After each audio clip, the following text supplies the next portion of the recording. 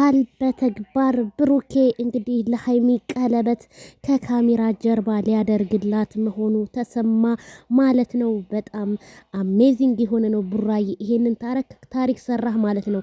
ያ ጭቅጭቅ ያን ትርክ ያጠብ ለዚህ ሆኖ ማለት ነው። አረ ቡራዬ ይመች ያራዳ ልጅ ማለት ነው። እንዴ እኔ በጣም ደስ ብሎኛል። ቤተሰብ የውሸት እንዳይሆን እንጂ ቡራዬ እንግዲህ ዛሬ ባደረገው ነገር በጣም እንግዲህ ማነጋገሪያ ሆኗል ማለት ነው። የቅመሞችዬ እንግዲህ የፖሳሰቱት ይገኛሉ። ቡራዬ ግን እውነት ነው ደግሞ ሱፍ ያምርብሃል እንዴ! እንደው ክበበ ገዳውን ሆነ ቁጭ እኮ ነው ያልከው። በጣም ነው የሚያምርብህ። እውነቴን ነው የምልህ። ደግሞ ወደ ሰራዊት ፍቅሬም ተጠግተሃል። ከግንባር ዘመድ ነው እንዴ ሰራዊት ፍቅሬ? ሰራዊት ፍቅሬ ማን ነው አለች አንዷ እኮ ናት።